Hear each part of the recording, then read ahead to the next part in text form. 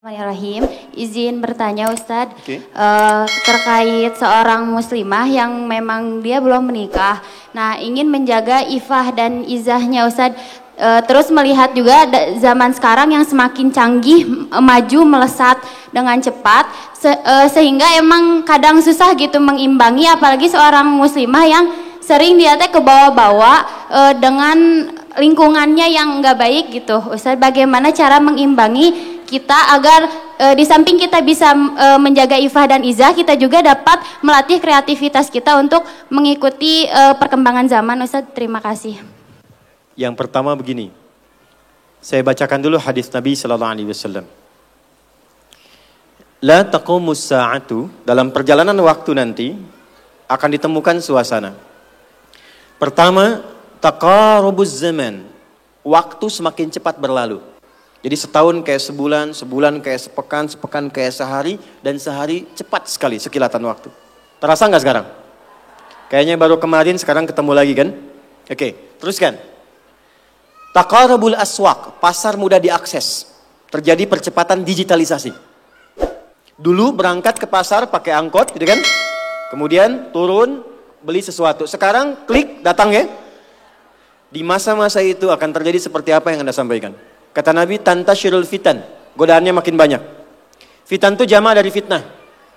Dari pergaulan, dari perpecahan, dari hoax, dari polarisasi, yantashirul kadzib, banyak manipulasi. Maka dalam suasana itu apa yang Nabi bimbing kepada kita untuk menjaga dalam kebaikan? Satu, pilih teman-teman terbaik. Suhbatus salihin. Kalau di perempuan, suhbatus salihat. Pertama bagaimana? Misal, lihat apa yang sekarang porsinya kita kerjakan. Anda sebagai mahasiswi misalnya, ketika berangkat cari teman-teman yang baik, yang kira-kira mendekatkan kepada Allah. Pintar, saleh, baik, bisa punya visi yang sama-sama yang baik. Sehingga apa dengan teman-teman yang baik ini? Maka jika kumpulannya ada, minimal dia akan saling menjaga. Maka Imam Nawawi menulis satu kitab, isinya 1896 hadis, tentang petunjuk menemukan orang-orang yang baik. Dikenal dengan nama Riyadus Shalihin. Oke? Di Riyadus Shalihin ini yang pertama, beliau mengajarkan satu, maka setiap kita mesti punya visi dulu, program yang kita jaga. Contoh, misalnya Anda ingin jadi apa nih untuk yang Anda jaga, Anda banggakan di hadapan Allah sampai pulang. Misal, saya mau pulang kepada Allah dengan kebanggaan rutin tahajud. Saya mau pulang kepada Allah dengan kebanggaan sebagai ahli Quran. Saya pengen pulang kepada Allah dengan kebanggaan misalnya ahli sedekah.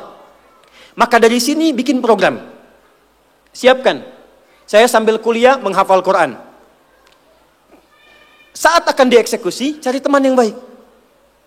Identifikasi siapa teman-teman yang kira-kira bisa diajak separtner dengan program yang Anda siapkan.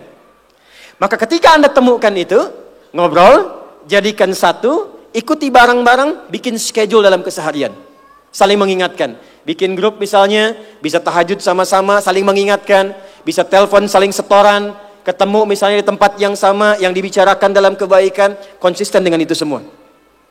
3, ketika terfikir akan berbuat yang menyimpang, maka kata para ulama, bayangkan seketika akan diwafatkan. Contoh, ada pergaulan yang tidak bagus, diajak ke tempat yang kurang baik. Ketika akan Anda hadir ke tempat itu, bayangkan seketika Anda diwafatkan oleh Allah Subhanahu wa Ta'ala. Maka kalau kita bisa keluarkan, punya kurikulum, programnya disiapkan, punya teman yang baik, niatnya diperbaiki, dan terjaga dari maksiat, insya Allah dengan konsistensi seperti ini, itu akan terjaga dan tidak akan terpengaruh dalam setiap perkembangan zaman. Tahu ikan di laut ya? Warnanya banyak kan? Tapi tidak pernah asin kan? Kenapa? Karena dia punya prinsip dalam beraktivitas.